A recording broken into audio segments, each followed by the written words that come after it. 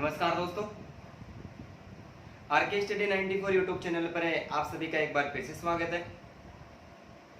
सभी को good evening. दोस्तों, हिंदी व्याकरण में हम समास का अध्ययन कर रहे थे और समास की जो हमारी पिछली क्लास थी, उस पिछली क्लास में हमने जो द्वंद्व समास था उस द्वंद्व समास का अध्ययन कर लिया था। किसका कर लिया था भाई? द्वंद्व समास का अध्ययन कर लिया था। आज हम अध्ययन करने वाले हैं कर्मधारय समास का। किसका भाई? कर्मधारय समास का। और कर्मधारय समास में सबसे पहले हम पढ़ने वाले कर्मधारय समास की पहचान क्या है। पहचान क्या है? पहचान यह है कि कर्मधारय समास का भी द्वितीय पद प्रधान होता है। क्या होता है? कर्मधारय समास की पहचान है कि इस समास का द्वितीय यानी दूसरा पद प्रधान होता है। लेकिन हमने पहले पढ़ा था कि जो तत्पुरुष समास था उस तत्पुरुष समास का भी दूसरा पद प्रधान होता है। लेकिन दोनों में फर्क है। फर्क क्या है कि तत्पुरुष समास का दूसरा पद प्रधान तो है, लेकिन दूसरा पद प्रधान होने के कारण उसके कुछ उपभेद है। उपभेद में लुप्त कारक चिन्ह तत्पुरुष समास है, लुप्त पद तत्पुरुष समास है, उपपद तत्पुरुष समास है, नए तत्पुरुष समास है और अलुप्त तत्पुरुष समास है। उन सभी में दूसरा पद प्रधान है। लेकिन यहाँ पर कर्मधारय समास है और इस समास का भी दूसरा पद प्रधान है, लेकिन यहाँ पर स्थितियां अलग से प्रकट होती है। कर्मधारय समास में निम्नलिखित चार स्थितियां प्रकट होती हैं, जिसमें सबसे पहला है विशेषण और विशेष्य। विशेषण और विशेष्य।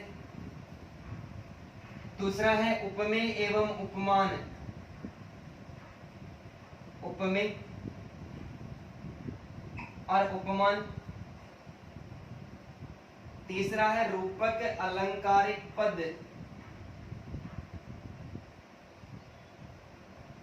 रूपक अलंकारिक पद। और चौथा जो विकल्प होगा वो होगा सु एवं कु जो उपसर्ग है। सु एवं कु उपसर्ग से बनने वाले जितने भी शब्द होते हैं और सब में कर्मधारय समास माना जाता है। तो कर्मधारय समास का दूसरा पद प्रधान होता है। दूसरा पद प्रधान होने के साथ में जहां पर चार स्थितियां प्रकट होती है। कितनी स्थितियां भाई? चार स्थितियां प्रकट होती है, तो वहां पर कर्मधारय समास माना जाता है। कौन सा? कर्मधारय समास। पहली स्थिति कैसी होगी? विशेषण एवं विशेष्य होगा। दूसरे उपमेय और उपमान होगा। तीसरा रूपक अलंकारिक पद होगा और सु या कु उपसर्ग से बनने वाला कोई भी उदाहरण यदि हमें मिलता है तो उस उदाहरण में कौन सा समास माना जाता है भाई? उस उदाहरण में कर्मधारय समास माना जाता है। हाँ भाई, सभी को गुड इवनिंग। दोस्तों, आप शुरू में तो सारे ऑनलाइन आ जाते हो, लेकिन जब वीडियो एंड होने वाला होता है तब आप सारे वापिस चले जाते हो। तो इसलिए हो सकता है कि 7 बजे से कोई आपकी दूसरी क्लास वगैरह स्टार्ट हो रही, तो 6 से लेकर 7 बजे के बीच में आप फ्री हो। आप मेरे को कमेंट करके बता दें यदि आपको ऐसा लगे कि 7 बजे के बाद में आपकी दूसरी क्लास है, आप कंप्लीट रूप से क्लास नहीं देख पा रहे हो, तो मैं समय को थोड़ा चेंज कर दूंगा। मैं 6 बजे की बजाय 5:30 बजे से ही क्लास लेना स्टार्ट कर दूंगा। तो 1.5 घंटे तक साइकोलॉजी की क्लास लंबी होगी, बाकी हिंदी की क्लास तो घंटे सवा घंटे में हो जाएगी। ठीक है। और मैं एक और ऑफर में आपके लिए लेके आ रहा हूँ, और वो आप सभी के लिए एक भेदी सरप्राइज होगा, और वो सरप्राइज होगा हिंदी से संबंधित ही। ठीक है। अब क्या होगा वो तो जब अचानक से आपके सामने आएगा तभी आपको पता चलेगा। सरप्राइज है, इसका मतलब नहीं बताया जा सकता। तो आप कमेंट करके मेरे को जरूर बता दें। यदि आप सभी 5:30 बजे से क्लास लेने के इच्छुक हो तो मैं उसका टाइमिंग 5:30 से कर दूं। फिर वो क्लास चाहे 6:30 बजे पूरी हो, चाहे फिर वो बाद में 6:40 से 50 तक पूरी हो जाएगी, कोई दिक्कत नहीं। 7 बजे से आप कोई दूसरी क्लास ले रहे हो तो मेरे को कमेंट बॉक्स में कमेंट करके जरूर बता दें, मैं देख लूंगा। ठीक है। तो कर्मधारय समास में 4 स्थितियां पैदा होती है, और 4 स्थितियों से संबंधित कोई भी उदाहरण मिलता है तो वहां पर हमें कर्मधारय समास ही मानना है। ठीक है। तो सबसे पहले हम बात कर लेते विशेषण विशेष्य। विशेषण विशेष्य से बने हुए शब्द। बने हुए से बने हुए सामासिक पद। विशेषण और विशेष्य से बने हुए सामासिक पद। हिंदी व्याकरण जब हम पढ़ रहे थे, विकारी शब्द पढ़ रहे थे, वहां पर हमने विशेषण की परिभाषा, विशेष्य, परविशेषण, विशेषण के जो 4 भेद वो, इसके अलावा व्यक्तिवाचक और भिन्नतावाचक, उसको विधानवाचक विशेषण कहते हैं, वो उद्देश्यवाचक और विधेयवाचक विशेषण, और साथ ही में जो विशेषण की अवस्थाएं होती है, मूल अवस्था, उत्तरावस्था और उत्तम अवस्था, वो सारे हम पहले पढ़ भी चुके हैं। ठीक है, यहाँ पर मैं आपको थोड़ा सा ही बता देता हूँ कि संज्ञा व सर्वनाम की विशेषता बताने वाले शब्दों को विशेषण कहते हैं। क्या कहते हैं भाई? संज्ञा और सर्वनाम की विशेषता बताने वाले शब्दों को क्या कहते हैं? विशेषण कहते हैं। और जिसकी विशेषता बताई जाती है उसे विशेष्य कहते हैं। तो ध्यान रखना है, जिसकी संज्ञा व सर्वनाम की विशेषता, किसकी भाई? संज्ञा व सर्वनाम की विशेषता बताने वाले जो भी शब्द है उनको विशेषण कहते हैं। और जिसकी जो विशेषता बताई जाती है उसे क्या कहते हैं? उसे विशेष्य कहते हैं। एक वाक्य के माध्यम से मैं समझा रहा हूँ आपको, ज्यादा नहीं समझाऊंगा क्योंकि समास पढ़ रहे एक ही वाक्य में। जैसे कोई वाक्य लिखूं मैं, मोना सुंदर बालिका है। मोना सुंदर बालिका, इसका मतलब मोना संज्ञा है। संज्ञा की विशेषता कौन सा शब्द बता रहा है? सुंदर। सुंदर क्या हो गया? ये सुंदर विशेषण हो गया। क्या हो गया भाई? ये सुंदर विशेषण हो गया। जिसकी विशेषता बताई जाती है, यहाँ पर विशेषता किसकी बताई जा रही है? विशेषता मोना की बताई जा रही है। तो जिसकी विशेषता बताई जाती है उसे विशेष्य कहते हैं। उसे क्या कहते हैं? उसे विशेष्य कहते हैं। तो संज्ञा व सर्वनाम की विशेषता बताने वाले शब्दों को विशेषण कहते हैं, और जिसकी विशेषता बताई जाती है उसे क्या कहते हैं? उसे विशेष्य कहते हैं। अब हमें ये ध्यान रखना है कि विशेषण और विशेष्य, इनसे बने हुए जितने भी सामासिक पद है उसमें विशेषण कहाँ पर आएगा और विशेष्य कहाँ पर आएगा। यदि समास विग्रह करने के लिए यदि सामने वाला हमसे कोई प्रश्न करेगा तो स्थिति आगे पीछे देगा। ठीक है, तो ध्यान रखना है। तो विशेषण और विशेष्य से बने हुए सामासिक पद है, इनका यदि विग्रह कार्य करते हैं, क्या करते हैं भाई? इनका विग्रह कार्य करते हैं। विग्रह कार्य करेंगे तो विशेषण सबसे पहले लिखेंगे। क्या? विशेषण सबसे पहले लिखेंगे, विशेषण के बाद में है जो शब्द लिखेंगे। ठीक है, और उसके बाद में विशेष्य लिखेंगे। ध्यान रखना,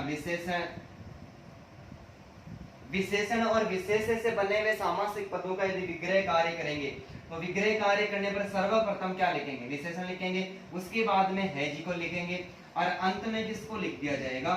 अंत में विशेष्य को लिख दिया जाएगा। जैसे नील गगन, नील गगन। ठीक है, गगन विशेष्य और नीला विशेषण है, तो पहले क्या आएगा? पहले विशेषण आएगा। नीला आगे क्या जोड़ देंगे? है जो, और उसके आगे क्या जोड़ देंगे? विशेष्य। यानी किसकी विशेषता बताई जा रही है भाई? गगन की विशेषता बताई जा रही है। बहुत सिंपल सी बात है। क्या हो गया? नीला है जो गगन। अब एक उदाहरण मैंने यहाँ पर लिख दिया, बाकी एक का समास विग्रह कर दिया। अब मैं आपके सामने कुछ उदाहरण पेश कर रहा हूं और आपको जल्दी जल्दी कमेंट करके उन सबके सब का समास विग्रह कर देना। ठीक है, नील गगन, नीला आकाश, नील गाय, नीलो उत्पल। ठीक है भाई, करो देखिए जल्दी से समास विग्रह करो, कमेंट करते रहो जल्दी जल्दी।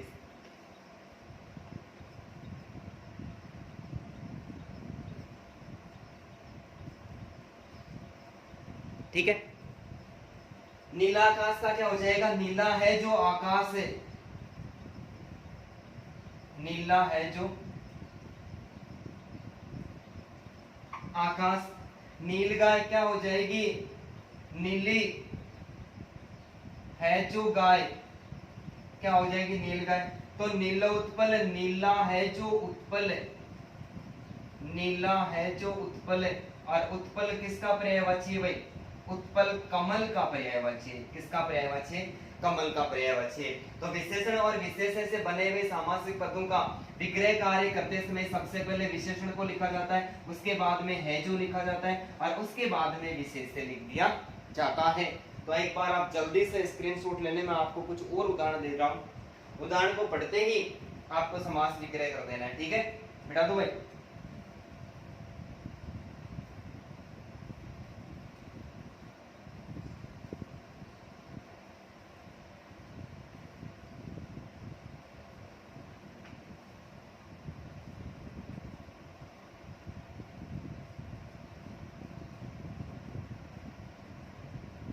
नील कमल,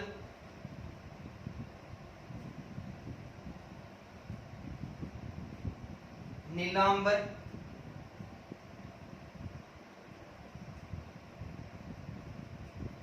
रक्तांबुज, रक्तांबुज, रक्तांबर, रक्तांबर, रक्त मर्चिका,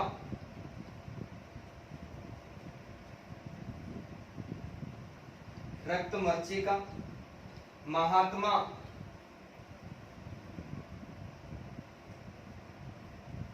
परमात्मा,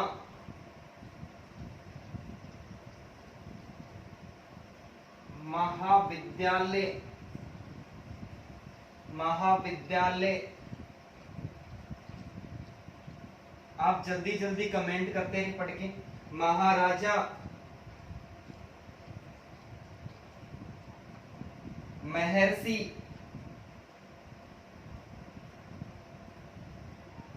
राजऋषि,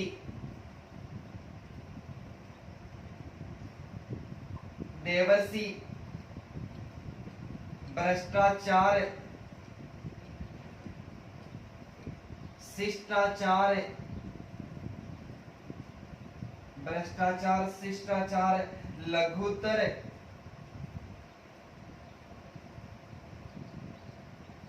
ठीक है भाई।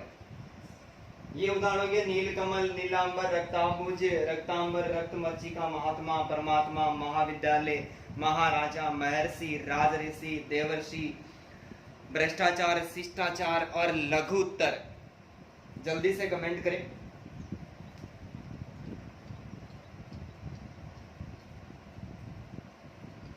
ठीक है भाई, सभी को धन्यवाद। नीलकमल का क्या हो जाएगा, देखो नीला है जो कमल, क्या हो जाएगा, नीला है जो कमल। नीलांबर का क्या हो जाएगा, नीला है जो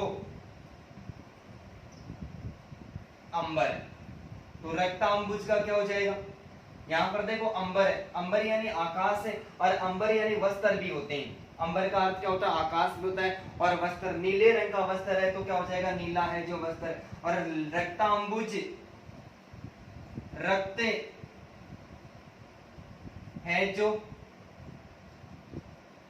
अंबुज, अंबुज कमल का पर्यायवाची, लाल रंग का कमल। रक्त है जो अंबर, रक्त है जो अंबर, ठीक है, लाल रंग का वस्त्र।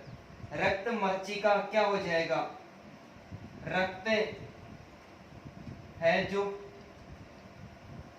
मर्चिका। महात्मा, कैसी आत्मा है, महान है जो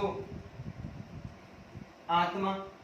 परमात्मा, परम है जो आत्मा, क्या हो जाएगा भाई, परम है जो आत्मा। महाविद्यालय, महान है जो विद्यालय, क्या हो जाएगा, महान है जो विद्यालय। महाराजा का क्या हो जाएगा, कैसा है राजा, महान है जो राजा। महर्षि का, महान है जो ऋषि। राजऋषि, राजा है जो ऋषि है, राजा भी है और ऋषि भी है। राजा है जो ऋषि है, राजा भी है और ऋषि भी है। देव है जो ऋषि है, भाई देव भी है और ऋषि भी है। भ्रष्टाचार, भ्रष्ट है जो आचार, अरे आचार खाने वाला नहीं, आचार का मतलब क्या होता है, व्यवहार होता है, ठीक है। शिष्टाचार, शिष्ट है जो आचार, शिष्ट है जो आचार। लघुतर, लघु है जो उत्तर, अधमरा,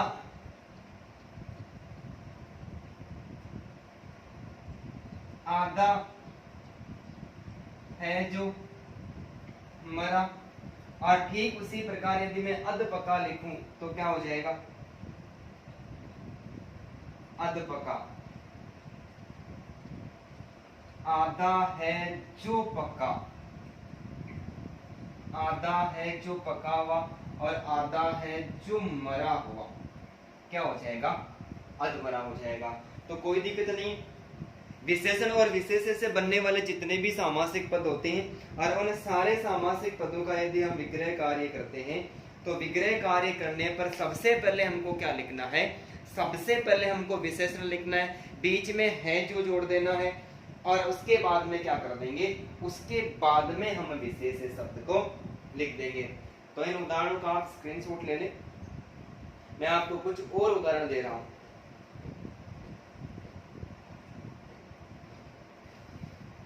उदाहरण सारे पढ़ेंगे, आपको कहीं पढ़ने की कोई जरूरत नहीं पड़ेगी, दूसरी कोई बुक उठाने की भी जरूरत नहीं पड़ेगी। यदि एग्जाम में 4 विकल्प आते हैं, चारों के चारों विकल्प जो मैं आपको यहाँ पर पढ़ा रहा हूँ उसी के बीच में से मिल जाएंगे।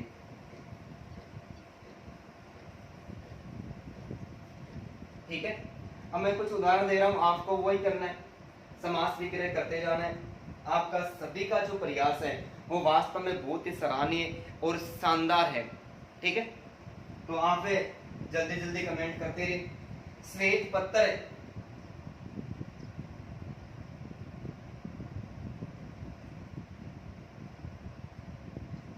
श्वेतांबर, श्वेतांबर, खाद्यान्न, खाद्यान्न, सत्पुरुष, सत्पुरुष, दुष्कर्म,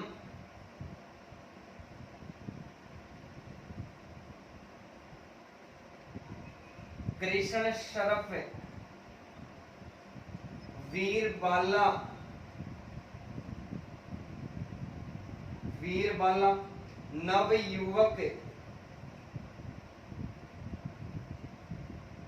नवयुवक, नरसिंह,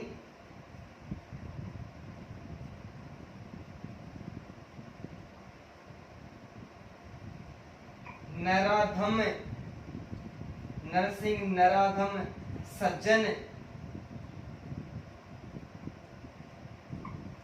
सज्जन, अल्पायु,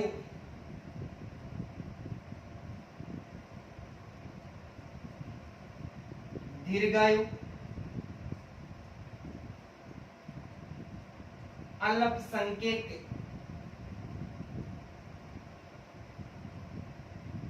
बहुसंख्यक। ठीक है, बहुत सारे उदाहरण हो गए भाई, करो देखिए जल्दी जल्दी। और जिसने भी रिप्लाई किया बहुत बहुत धन्यवाद। हाँ भाई, श्वेत पत्र, श्वेतांबर, खाद्यान्न, सत्पुरुष, दुष्कर्म, कृष्ण शरफ, वीरबाला, नवयुवक, नरसिंह, नराधम, सज्जन, अल्पायु, दीर्घायु, अल्पसंख्यक और बहुसंख्यक। ठीक है, श्वेत विशेषता बता रहा है, पत्र कैसा है? श्वेत, तो क्या हो जाएगा? श्वेत है जो पत्थर, पत्थर कैसा है भाई? श्वेत रंग का है, तो क्या हो जाएगा? श्वेत पत्थर। श्वेतांबर, श्वेत है जो अंबर, अरे अंबर का मतलब वस्त्र, श्वेतांबर। तो एक नया शब्द निकल गया था, दिगंबर। बताइए दिगंबर में कौन सा समास है? जल्दी से कमेंट करके बताइए दिगंबर में कौन सा समास है? श्वेतांबर तो आ ही गया, दिगंबर में कौन सा समास है? जल्दी जल्दी कमेंट करे देखिए, दिगंबर कौन सा समास है? और समास विग्रह क्या होगा? दिगंबर में कौन सा समास है? जल्दी से कमेंट करो भाई। और समास विग्रह क्या होगा? समास विग्रह क्या होगा, जल्दी से बताओ देखो। बहुत अच्छा, सभी को धन्यवाद। दिगंबर, दिगंबर में बहुवीरी समास है भाई। कौन सा समास है, बहुवीरी समास है। समास विग्रह क्या होगा, दिशाएं है जिनका वस्त्र, दिशाएं है जिनका वस्त्र है। दिग यानी दिशाएं, अंबर यानी वस्त्र, दिशाएं जिनका वस्त्र है वो कौन है, भगवान शिव है। अरे दोनों सामासिक पद अपना मूल अर्थ हो रहे हैं और मूल अर्थ होने के बाद में तीसरा अर्थ प्रकट हो रहा है। तो श्वेतांबर में कर्मधारय समास है और दिगंबर में कौन सा समास है, दिगंबर में बहुवीरी समास है। ठीक है, याद रखना है। खाद्यान्न, खाद्य यानी खाने योग्य, खाद्य है जो अन्न, क्या हो जाएगा भाई, खाद्यान्न हो जाएगा।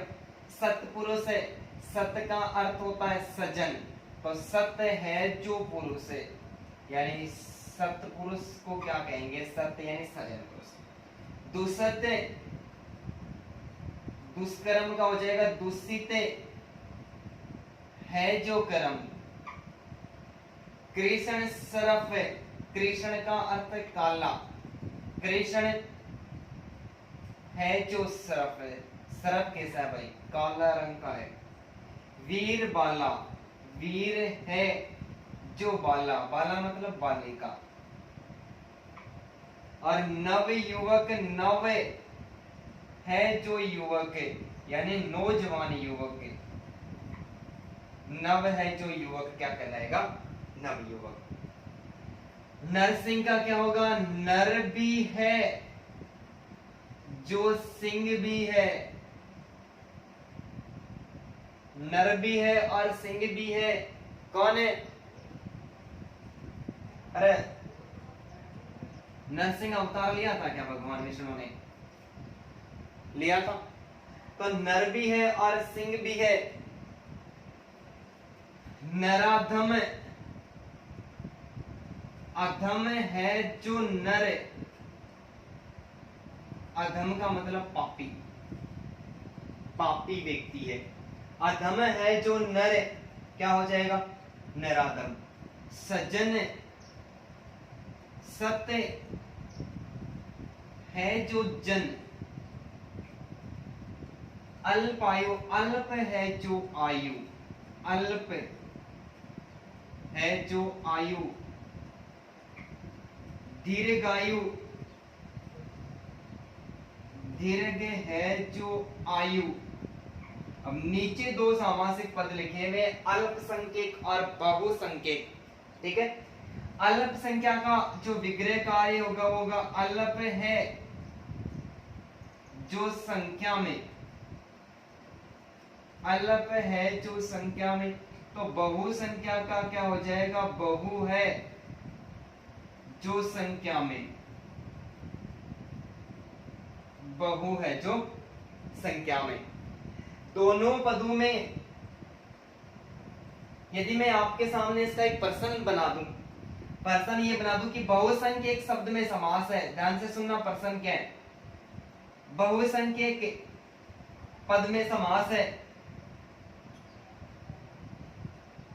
कर्मधारय, बहुवीरी, तत्पुरुष, अविभाव। जल्दी से कमेंट करें और बताएं कौन सा समास है। बहुसंख्यक शब्द में समास है, कर्मधारय, बहुवीरी, तत्पुरुष और अविभाव समास। जल्दी से बताए, देखे जल्दी जल्दी कमेंट करें। 1 2 3 4 विकल्प आपके सामने, सीधा लिखते रहे 1 2 3 4। अल्पसंख्यक और बहुसंख्यक, अल्प है जो संख्या में, बहु है जो संख्या में। अरे जाति विशेष का बोध हो रहा है क्या, अल्पसंख्यक और बहुसंख्यक। तीसरा तो निकल के आ रहा है, तीसरा तो निकल के आ रहा है। तो पहली वरीयता किसको दी जाएगी, कर्मधारय और बहुवीरी दोनों विकल्प में एक साथ दे दिए जाते हैं। चिंता करने की कहाँ आवश्यकता, मैं हूं आपके साथ में। कौन सा समास, बहुवीरी समास। थैंक्स सभी को। अलग संख्या को बहुसंख्यक अलग है जो संख्या में, बहु है जो संख्या में, जो संख्या में कम है वो भी जाति विशेष के धर्म विशेष के लोग हैं, और बहुत ज्यादा है संख्या में वो भी किसी धर्म विशेष के लोग हैं। ठीक है, तो किसी विशेष स्थिति को तीसरा अर्थ प्रकट कर रही दोनों ही शब्द है। तो पहली वरीयता किसको दी जाएगी? बहुवचन समास को दी जाएगी। और जब बहुवचन समास विकल्प में नहीं होगा तो किसको माना जाएगा? तब दोनों पदों में कर्मधारय समास माना जाएगा। इसलिए मैंने इन दोनों को अंत में लिखा। एक बार फिर से बता देता हूँ, अलग संख्यक और बहुसंख्यक और कर्मधारय और बहुव्रीहि एक साथ दे दी जाते हैं तो पहली वरीयता किसको दी जाएगी? दोनों पदों में पहली वरीयता बहुव्रीहि समास को दी जाएगी। ठीक उसी प्रकार नरसिंह नर भी है जो सिंह भी है, इसका मतलब विष्णु। तीसरा अर्थ निकल के आ रहा है, तो इस शब्द में भी फर्तम वरीयता किसको दी जाएगी? फर्तम वरीयता, फर्तम जो वरीयता है वो बहुव्रीहि समास को दी जाएगी। और बहुव्रीहि समास विकल्प में नहीं होता है तो किसको मान लेना है? तो कर्मधारय समास को मान लेना है, क्योंकि ये जो तीनों पद ये विशेषता भी बता रहे हैं, इसमें विशेषता भी है और विशेष भी है, विशेषण और विशेष दोनों है, लेकिन दोनों होने के कारण कर्मधारय समास भी, और फिर भी ये तीसरे अर्थ को प्रकट कर रहे हैं, इसका मतलब बहुव्रीहि समास है। लेकिन विवादित स्थिति आती है वहां पर हमेशा ही सबसे पहले किसको वरीयता दी जाती है? बहुव्रीहि समास को दी जाती है। तो डरने की कहां आवश्यकता है? स्क्रीनशॉट ले जल्दी से।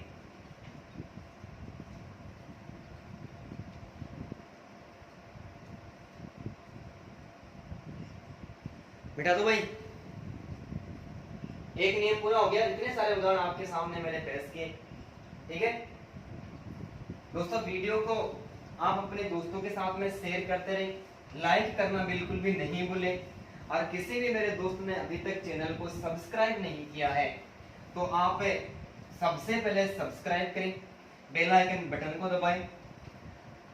ठीक है, और YouTube चैनल पर जो वीडियो विकल्प है उस पर जाए और जाकर मेरे कम से कम मैंने इस वीडियो से सही थे मेरा ये आज YouTube पर 86वां वीडियो है, हिंदी और साइकोलॉजी का दोनों का मिले तो ये 86वां 86।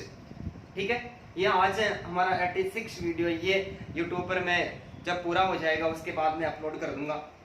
ठीक है, तो आप जाइए और वहां पर मेरे जितने भी सारे वीडियो को देखें आप, और लाइक करें और उन पर कमेंट करें। किसी प्रकार की कमी रह जाती है तो आप कमेंट बॉक्स में कमेंट करें, मुझे तुरंत पता चल जाएगा और तुरंत ही आपकी समस्या का समाधान कर दिया जाएगा। ठीक है, और इसके अलावा मैंने टेलीग्राम और मेरा इंस्टाग्राम जो लिंक है वो मैंने यूट्यूब पर लिंक भेजने की कोशिश की, लेकिन ऐसा नहीं हुआ। ठीक है, तो जो भी टेलीग्राम और इंस्टाग्राम पर जुड़ना चाहता है, मेरा जो टेलीग्राम और इंस्टाग्राम चैनल है वो RK Study 94 के नाम से ही है। क्या करना है आपको? लगाना क्या है? R.K. यहाँ पर स्पेस देना है, STUDY और 94 स्टडी 94 के बीच में कोई गैप नहीं है। R.K. स्पेस STUDY स्टडी 94 लगा कर आप मेरे को इंस्टाग्राम और टेलीग्राम पर भी फॉलो कर सकते हो, आपकी समस्या का समाधान भी कर दिया जाएगा। मैंने ट्राई करी लेकिन मैं वहां से लिंक को कॉपी नहीं कर पाया, उसके लिए मैं आप सभी से क्षमा चाहता हूं। अब देखो दूसरा, एक नियम हमारा पूरा हो गया, 4 स्थितियां प्रकट होती है। दूसरी स्थिति उपमेय एवं उपमान। उपमेय एवं उपमान, उपमेय एवं उपमान से बनने वाले सामासिक पद, बनने वाले सामासिक पद, उपमेय एवं उपमान से बनने वाले सामासिक पद। उपमेय और उपमान मैं थोड़ा सा परिचय दे दूं, ये उपमा अलंकार के उदाहरण है। कौन से अलंकार के उदाहरण है भाई? ये सारे के सारे उपमा अलंकार के उदाहरण है। उपमा का अर्थ होता है समान, तुलना या फिर समानता। उपमा का अर्थ क्या होता है भाई? समान, तुलना या फिर समानता। उपमेय और उपमान में जो उपमा अलंकार होता है उसमें एक उपमेय होता है और एक उपमान होता है। मैं यहाँ पर सीधा सिंपल तरीके से बता रहा हूं, ध्यान से सुन लेना। उपमेय होता है, ये उपमेय प्रसिद्ध पदार्थ होता है। क्या होता है? उपमेय प्रसिद्ध पदार्थ होता है। और ये जो उपमान होता है ये सामान्य पदार्थ होता है। उपमेय क्या होता है भाई? उपमेय प्रसिद्ध पदार्थ होता है, ठीक है। और उपमान कैसा पदार्थ होता है? उपमान सामान्य पदार्थ होता है। परिभाषा क्या होगी? जब सामान्य पदार्थ को अलंकार में आपको पढ़ाऊंगा ना, जब सामान्य पदार्थ को प्रसिद्ध पदार्थ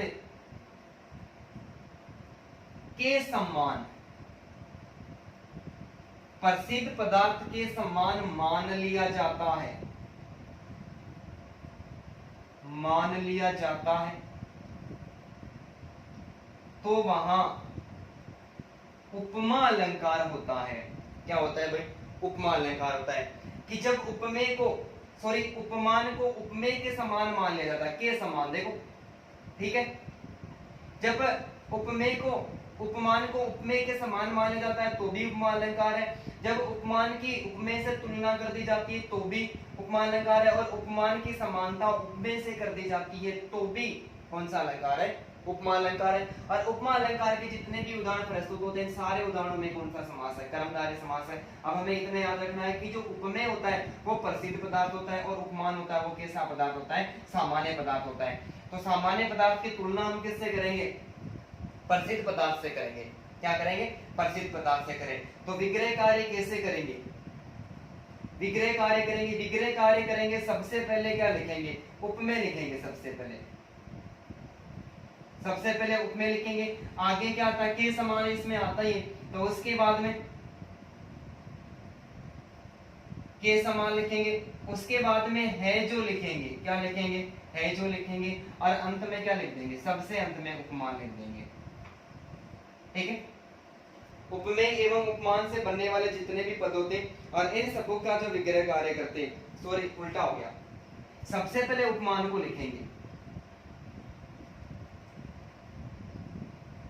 लिखेंगे, और सबसे अंत में उपमेय को लिखेंगे, ठीक है।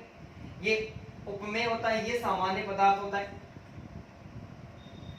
और उपमान होता है ये प्रसिद्ध पदार्थ होता है। गलती हो गई भाई, है ना, प्रसिद्ध पदार्थ, ठीक है। जब उपमेय को उपमान के समान मान लिया जाता है तो वहां पर उपमा अलंकार होता है। और उपमेय होता है ये सामान्य पदार्थ होता है, उपमान होता है प्रसिद्ध पदार्थ होता है। विग्रह कार्य करेंगे, सबसे पहले उपमान को लिखेंगे, उसके बाद में के समान लिखेंगे, बाद में है जो, और अंत में क्या कर देंगे? उपमेय को लिख देंगे। जैसे चंद्रमुख,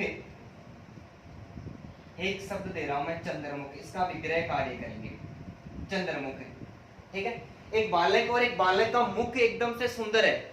कैसा मुख है? एकदम सुंदर है। और सुंदर मुख को चंद्रमा की उपमा दे दी। किसकी दे दी?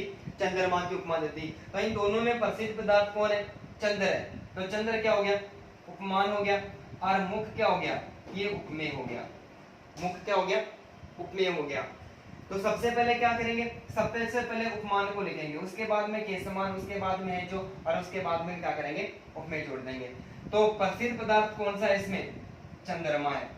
आगे चंद्रमा के समान लिख दिया, आगे है जो, आगे मुख, मुख सामान्य पदार्थ है। तो सबसे पहले क्या करेंगे? उपमान को लिखेंगे, उसके बाद में के समान, उसके बाद में है जो, और अंत में क्या कर देंगे? उपमेय लिख देंगे। मैं एक बार आपको और बता देता हूं। उपमेय और उपमान से बनने वाले जितने भी पद होते हैं सब में कर्मधारय समास माना जाता है। उपमेय और उपमान कौन से अलंकार की पहचान है? उपमा अलंकार की पहचान है। उपमेय सामान्य पदार्थ, उपमान प्रसिद्ध पदार्थ है, ठीक है। जब प्रसिद्ध सामान्य पदार्थ को प्रसिद्ध पदार्थ के समान माना जाता है तो उपमा अलंकार होता है। विग्रह कार्य करेंगे, सबसे पहले क्या करेंगे? प्रसिद्ध पदार्थ यानी उपमान को लिखेंगे, उसके बाद में के समान, उसके बाद में है जो, और अंत में क्या कर देंगे? उपमेय जोड़ देंगे। चंद्रमुख, चंद्रमा उपमान है यानी प्रसिद्ध पदार्थ है, और मुख सामान्य पदार्थ है। तुलना कर दी मुख की किससे? चंद्रमा से। सबसे पहले क्या आएगा? उपमान आएगा। चंद्रमा के समान है जो मुख है, तो क्या हो जाएगा? चंद्रमुख हो जाएगा, ठीक है। तो आप एक बार इसका स्क्रीनशॉट ले लें। और अब मैं आपको बहुत सारे उदाहरण देने वाला हूं जिसका आप इसी के आधार पर जल्दी जल्दी विग्रह करते रहिए।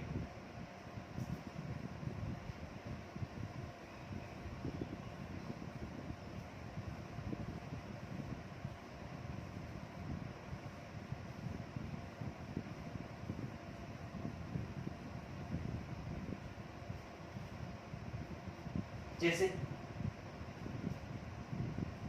कमल नयन, कमल नयन, चरण कमल, कमल नयन, चरण कमल, मुख अरविंद,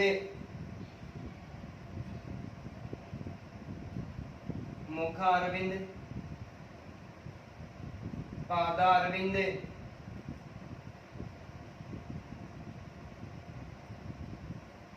चंद्रमुख, चंद्रमुखी, पारो, देवदास। ये जिस किसी भी समास माने वो कर्मधारय समास है। चंद्रमुखी, मृग नयन, मृग नयन, और मृग नयनी, मृग नयन और मृग नयनी, कमल नयन,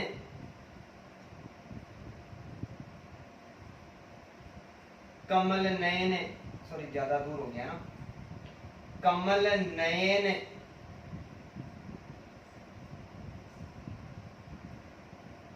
रतन पुरुष, तुषार धवल, मीनाक्षी,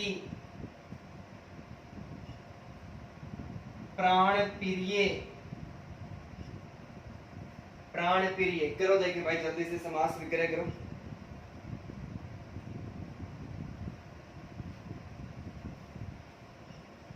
सबसे पहले उपमा लिखना, उसके बाद में के समान, उसके बाद में है जो, और अंत में क्या कर देना है,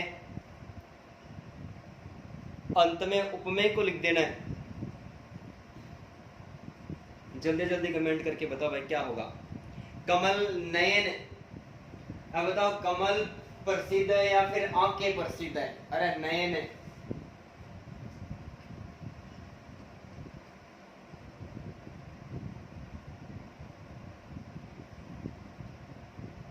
उपमेय कौन सा है, उपमान कौन सा है? उपमान कमल है। कमल सबसे पहले आएगा, क्या हो जाएगा? कमल के समान है जो नयन है। बेटा तो भाई यार आगे आ नहीं आ रहा है, आगे वाला दोबारा लिख लेंगे।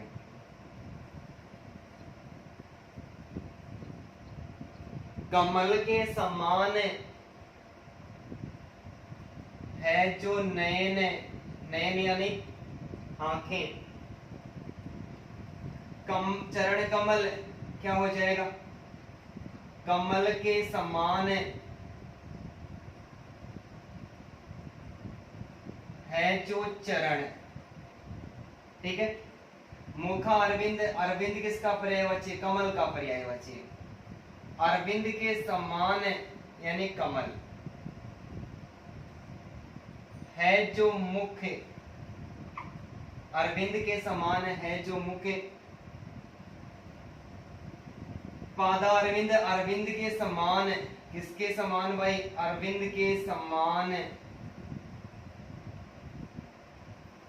है जो पाद, पाद यानी पैर।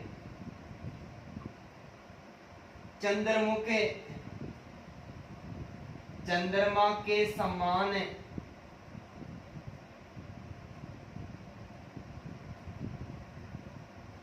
है जो मुख। और चंद्रमुखी का भी क्या हो जाएगा? चंद्रमुख हो चाहे चंद्रमुखी हो, विग्रह दोनों का एक ही जैसा होगा। मृग समान, मृग नेम का क्या हो गया? मृग के समान, किसके समान भाई? मृग के समान है जो नयन है। अब बताओ मृग नयनी का करो, दोनों का सेम होगा या फिर अलग अलग होगा? मृग नयनी सबसे मोटी और जो सुंदर आंखें होती है वो किसकी होती है? अरे मोटी, सबसे मोटी आंख होती है वो मृग की होती है। मृग के समान, किसके समान? मृग के समान है जो नैनों वाली।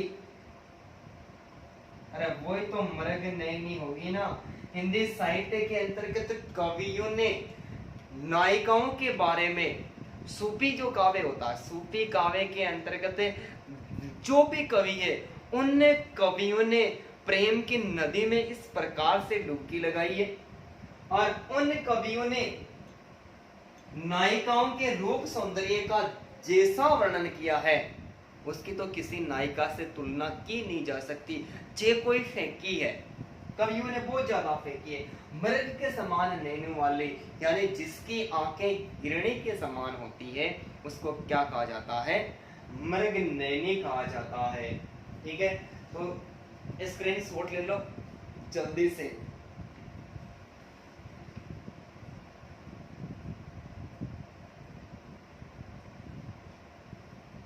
ठीक है भाई, मिटाऊं?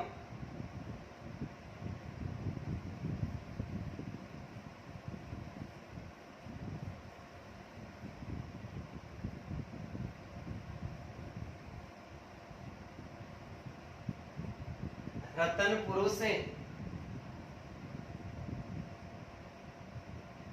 रतन पुरुष है, तुषार धवल, रतन पुरुष है, तुषार धवल, मीनाक्षी, मीनाक्षी और प्राण प्रिय, प्राण प्रिय। बताओ देखिए जल्दी से, कमेंट करो भाई, क्या होगा समास विग्रह? रतन पुरुष, तुषार धवल, मीनाक्षी और प्राण प्रिय। रतन के समान, किसके समान भाई? रतन के समान है जो पुरुष, रत्न पुरुष। तुषार, तुषार बर्फ का पर्यायवाची, तुषार के समान, तुषार के समान है जो धवल, धवल यानी सफेद रंग। मीन, मीन यानी मछली, मीन के समान है जो अक्सी, अक्सी यानी आंख, जिसकी आंखें मछली के समान होती है, उसको मीनाक्षी कहते हैं। उसको क्या कहते हैं? मीनाक्षी कहते हैं। मीन के समान है जो अक्सी, उसको मीनाक्षी कहते हैं। और मृग के समान है जो नैनों वाले, उसको क्या कहते हैं? उसको मृग नैनी कहते हैं ना। जी करता है तेरी आंखों में डूब जाऊं, लेकिन इनके किनारे तिरछे हैं, फिर डर लगता है कि मैं वापस निकल के कैसे आऊंगा। प्राण प्रिय, प्राणों के समान, प्राणों के समान है जो प्रिय, अरे जान से भी प्यारा हो है ना, उन्हें के बोल रहे, उन्हें तो प्राण प्रिय बोलते हैं क्या? तो प्राणों के समान है जो प्रिय, प्राण प्रिय। और जो भी प्राण प्रिय होता है उसमें कर्मधारय समास होता है। सामने और भी जाए ना तो देख लेना कि इसमें कर्मधारय समास है। ठीक है भाई, स्क्रीनशॉट ले लो जल्दी से। एक और विकल्प की बात करते हैं दोस्तों, आप थोड़ा कमेंट जल्दी करें, आपके कमेंट लेट आ रहे हैं। ठीक है, और मैं आपको बता दूं कि ऐसा किसी के पास ऐसा लगता है कि इसको साफ दिखाई नहीं दे रहा है, एकदम से धुंधला धुंधला दिखाई दे रहा है। तो जहां पर आपके मोबाइल में वीडियो चल रहा है, आप वीडियो पर एक बार ऐसे क्लिक करें और क्लिक करने के बाद में इधर 3 बिंदी दिखाई देगी। बिंदी क्या दिखाई देगी भाई? 3 बिंदी दिखाई देगी। आप इन बिंदी, जहां पर 3 बिंदी दिखाई दे रही है, यहाँ पर क्लिक करें। क्लिक करने के बाद में आपके सामने विकल्प खुलेगा और विकल्प में एक क्वालिटी शब्द खुलेगा। ठीक है भाई, आपका जो वीडियो है वो 210 मेगापिक्सल में चल रहा है, आप उसमें 360 या फिर 480 मेगापिक्सल पर चलाएं। मैं जो वीडियो बना रहा हूँ ये 780 मेगापिक्सल तक, 780 मेगापिक्सल पर चल रहा है। ठीक है, 1080 और 780, यानी मैं जो आपको वीडियो उपलब्ध करवा रहा हूँ वो एचडी प्रिंट में दे रहा हूँ मैं आपको, एचडी प्रिंट में जा रहा है। अब एचडी प्रिंट का कोई भी वीडियो यदि वो 210 मेगापिक्सल में चल रहा है तो वो आपको धुंधला दिखाई दे रहा है। तो आप क्या करें, यदि धुंधला दिखाई दे रहा है तो 360 या 480 मेगापिक्सल पर जाकर क्लिक करें, आपको वीडियो साफ साफ दिखाई देगा। ठीक है, बेटा तो भाई कुछ मैं बता रहा था भूल गया।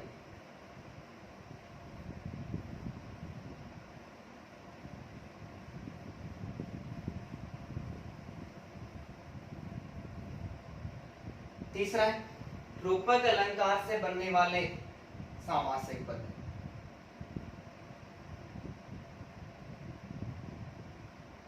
रूपक अलंकार से बनने वाले सामासिक पद। रूपक अलंकार से बनने वाले सामासिक पद। रूपक अलंकार में क्या होता है भाई, रूपक अलंकार में भी एक उपमेय होता है और एक उपमान होता है। ठीक है, रूपक अलंकार में भी उपमेय और उपमान होता है। उपमा अलंकार में तो उपमेय को उपमान के समान मान लेते, लेकिन रूपक अलंकार में उपमेय और उपमान दोनों को एक समान माना जाता है। क्या माना जाता है, दोनों को एक समान माना जाता है, और दोनों को एक समान मान लिया जाता है तो अभेद आरोपण कर दिया जाता है।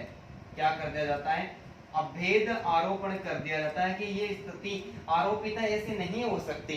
अरे एक उपमेय को उपमान के समान कैसे मान लेते, उपमान तो प्रसिद्ध पदार्थ है, उपमेय सामान्य पदार्थ है, लेकिन उपमेय और उपमान दोनों को एक समान मान लेते हैं। और वहां पर यदि अभेद आरोपण कर दिया जाता है, उस भेद का आरोप लगा देता है कि ऐसा नहीं हो सकता, तो वहां पर रूपक अलंकार माना जाता है। और रूपक अलंकार से बनने वाले जितने भी सामासिक पद है, सारे पदों में कौन सा समास माना जाता है, सारे पदों में कर्मधारय समास माना जाता है। और इन सारे पदों का विग्रह कार्य करेंगे तो सबसे पहले क्या लिखेंगे, सबसे पहले उपमान लिखेंगे। उपमान लिखेंगे, बीच में क्या लगा देंगे, रूपी, और आगे क्या लिख देंगे, उपमेय छोड़ देंगे, उपमेय। ठीक है, तो रूपक अलंकार से बनने वाले सामासिक पदों का विग्रह कार्य करते सबसे पहले उपमान लिखेंगे, उसके बाद बीच में रूपी शब्द लगा देंगे, और अंत में क्या कर देंगे, अंत में उपमेय शब्द लिख देंगे। जैसे क्रोधाग्नि, प्रेमाग्नि, दोनों का विग्रह कार्य कर रहा हूं, उसके बाद में मैं आपको उदाहरण दूंगा, उसके बाद में आप ही को करना। अब देखो इसमें दो शब्द है, एक शब्द है क्रोध और दूसरा है अग्नि। एक शब्द है प्रेम और दूसरा शब्द है अग्नि। ठीक है, लेकिन क्या करना है, दोनों के बीच में रूपी शब्द जोड़ देना है। क्या करना है, रूपी शब्द जोड़ देना है। अब मैंने जो विग्रह कार्य किया है वो सही किया है या फिर गलत किया है। सही किया है तो सही लिखे, नहीं किया है तो नहीं लिखे। जल्दी से कमेंट करके बताए भाई, 1 मिनट का टाइम है आपके पास में। दोनों पदों का समास विग्रह मैंने सही किया है या नहीं किया है, जल्दी से कमेंट करो। मैं पानी पी लेता हूँ, करो देखे भाई जल्दी से कमेंट कि मैंने विग्रह कार्य सही किया या गलत किया।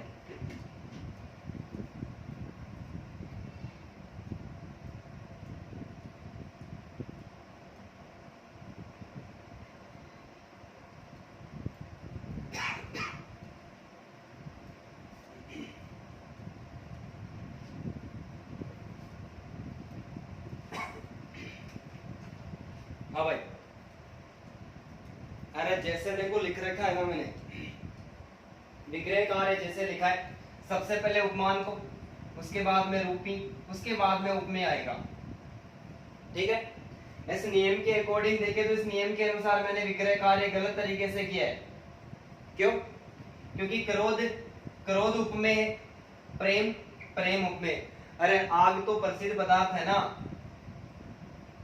आग तो प्रसिद्ध पदार्थ है, तो क्या हो जाएगा, अग्नि रूपी क्रोध हो जाएगा। क्या हो जाएगा, अग्नि रूपी क्रोध। और अग्नि रूपी प्रेम है।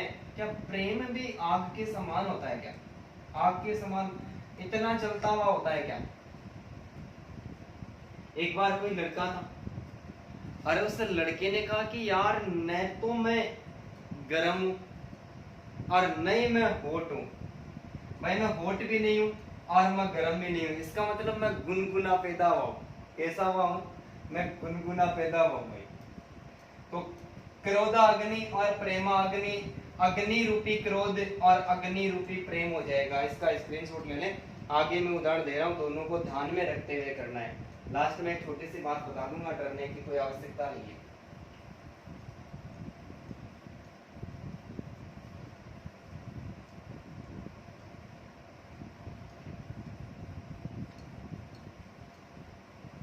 उदाहरण दे रहा हूं, जल्दी जल्दी कमेंट करें और बताते रहे। शोक सागर,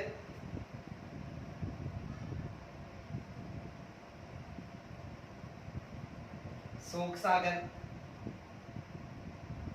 भव सागर, शोक सागर, भव सागर, ज्ञानोदय और विद्याधन, ज्ञानोदय विद्याधन, संसार सागर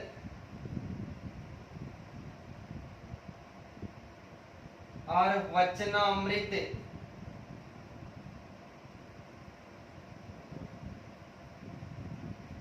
करो देखिए भाई जल्दी से। शोक सागर, भव सागर, ज्ञानोदय, विद्याधन और वचनामृत। लेकिन याद रखना है, सबसे पहले उपमान को लिखना है।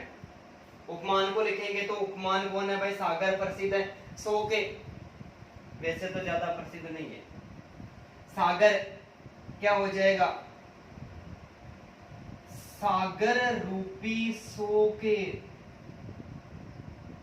अरे शोक में आदमी कितना डूब गया, जैसे सागर की गहराई में डूब जाता है। अथाह सागर की जो गहराई होती है उतना यदि व्यक्ति डूब जाता है, जैसे तैयारी कर रहा है और तैयारी करने पर एक स्टूडेंट तो ऐसा है कि बार बार हर प्रश्न का रिप्लाई कर रहा है, और एक स्टूडेंट ऐसा है कि किसी भी प्रश्न का रिप्लाई नहीं कर रहा है, उसको नहीं आ रहा है।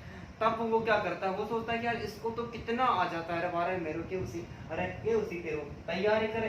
एक दिन बार बार तैयारी करेगा, अभ्यास करेगा तो भी उसके बराबर हो जाएगा। ठीक है, तो सागर रूपी सो, भव सागर, सागर रूपी भव, संसार कितना गहरा है, सागर से कितना गहरा है। ज्ञान औषधि, औषधि रूपी ज्ञान क्या हो जाएगा? औषधि रूपी ज्ञान या ज्ञान रूपी औषधि। विद्या रूपी धन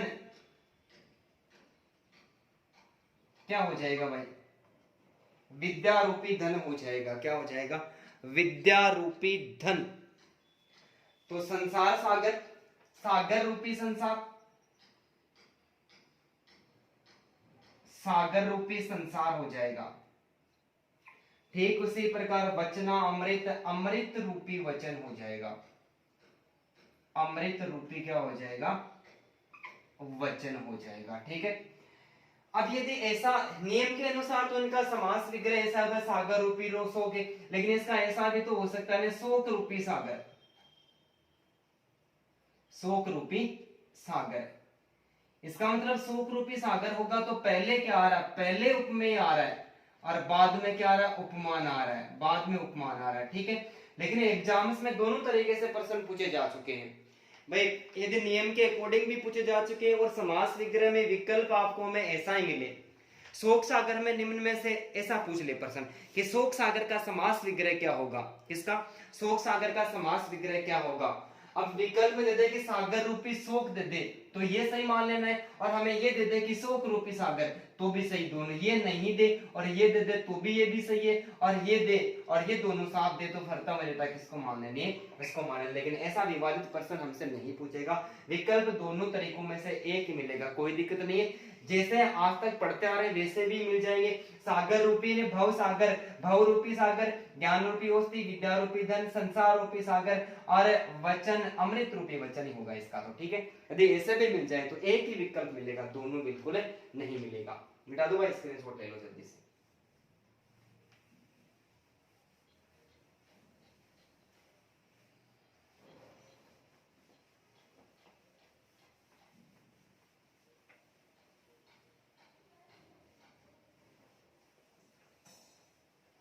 ठीक है।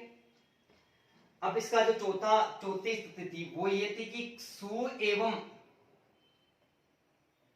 कु उपसर्ग, सु एवं जो कु उपसर्ग है, इनसे बने हुए जितने भी सामासिक पद है उनमें कर्मधारय समास माना जाता है। समास विग्रह करते हैं, क्या करते हैं भाई, समास विग्रह करते हैं। और समास विग्रह करते जहां पर सु लिखा हुआ है ना, वहां पर सुष्टु कर देंगे, और जहां पर कु लिखा हुआ है वहां पर कुत्सित कर देंगे। जहां पर सु लिखा हुआ है उसके स्थान पर तो क्या लिख देंगे, सुष्टु लिख देंगे, और जहां पर कु लिखा हुआ है वहां पर क्या लिख देंगे, वहां पर कुत्सित लिख देंगे। जैसे मैं एक उदाहरण आपके सामने पेश करता हूं, सुपुत्र और कुपुत्र, ठीक है। सुपुत्र का समास विग्रह क्या होगा, सु की जगह सुष्टु लिख देंगे तो क्या हो जाएगा, सुष्टु। आगे क्या करेंगे, है जो जोड़ देंगे, ठीक है। सुष्टु है जो पुत्र,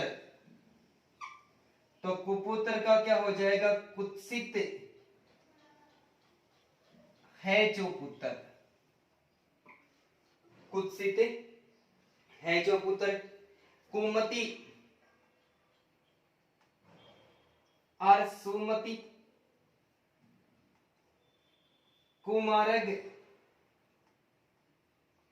और सुमारग, कुमारग और सुमारग, क्या हो जाएगा, कुमति का कुत्सित, कुत्सित है जो मति, ठीक है। सुमति, सुष्टु है जो मति, कुमारक कुत्सित है जो मारक, और सुमारक सुष्टु है जो मारक। तो सुष्टु का अर्थ क्या होता है, अच्छा होता है, और कुत्सित का अर्थ क्या होता है, बुरा होता है। अब मैं आपको कुछ उदाहरण दे रहा हूं। सुकृते, कुकर्ते, सुकर्ते और कुकर्ते, कदाचार और कदन, चार पद, चारों पदों का समास विग्रह करें भाई जल्दी से। इधर वाला मिटा दो, एक बार स्क्रीनशॉट ले ले। सुकृते, कुकृते, कदाचार और कदन, जल्दी से विग्रह कर दो। देखिए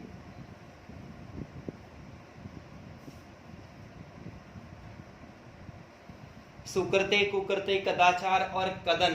अब सुकृते और कुकृते का तो हो जाएगा भाई करते यानी कार्य, क्या हो जाएगा, कुत्सित। सुष्टु का क्या होगा, सुकृते का हो जाएगा सुष्टु है जो करते, सुष्टु है जो करते। कुकर्ते का क्या हो जाएगा, कुत्सित है जो करते। लेकिन कदाचार का भी इसी आधार पर हुआ, कदाचार और कदन, कुत्सित यानी पूरा है जो आचार, और कुत्सित है जो अन्न, क्या हो जाएगा, कदन हो जाएगा। तो कदाचार और कदन भी दो ऐसे शब्द हैं जिनमें हमेशा ही कौन सा समास माना जाता है, हमेशा ही कर्मधारय समास माना जाता है। तो आज हमने एक और समास का अध्ययन कर लिया, कर्मधारय समास का, और मैं 100% गारंटी लेता हूं कि इनमें से भी एक भी पर्सन बाहर नहीं जाएगा। आप चाहे कोई से भी एग्जाम दे लेना, छोटी से छोटी एग्जाम से लेकर आप फर्स्ट ग्रेड तक एसआई की एग्जाम दे लेना, जितने पर्सन आएंगे सारे मैंने जो थ्योरी पढ़ाई उसके बीच में से ही आएंगे। ठीक है। अब मेरा आप सभी से एक छोटा सा प्रश्न जो मैंने सबसे पहले किया था, अब मैं एक बार फिर और आपके सामने रख रहा हूँ कि यदि 6 बजे वाली क्लास है उसको 5:30 बजे से कर दिया जाए। यदि कर दिया जाए तो आप हाँ लिखिए, ठीक है। क्योंकि 7 बजे के बाद में मुझे लगता है कि कोई जो स्टूडेंट है अन्य कोई दूसरी जगह कोई यूट्यूब चैनल पर क्लास ले रहे हैं, वहां पर टाइम हो जाता है, तो सारे स्टूडेंट हैं वो लगभग धीरे धीरे हटते चले जाते हैं, ठीक है। क्योंकि दोनों जगह एक साथ तो नहीं देख सकते ना, तो इसलिए मैं टाइम को नेक्स्ट जो कल हमारी जो क्लास होगी मॉडल पेपर 6 साइकोलॉजी का 6वां मॉडल पेपर जब कल सोल्व करेंगे तब हमारा टाइमिंग 5:30 बजे का रहेगा, ठीक है। वो मैं आपके कमेंट को देखकर निर्धारित कर दूंगा। तो सभी को लाइव बने रहने के लिए बहुत बहुत धन्यवाद दोस्तों, बने रहे हमारे साथ। मैं पूरी कोशिश करूंगा कि रेट में जो 60 क्वेश्चन आपके आते हैं साइको और हिंदी से संबंधित, मैं 60 क्वेश्चन की कंप्लीट तैयारी करवाऊंगा। आप कितने तैयार हो और कितना आपको याद रह पाता है ये आप पर डिपेंड करेगा। धन्यवाद।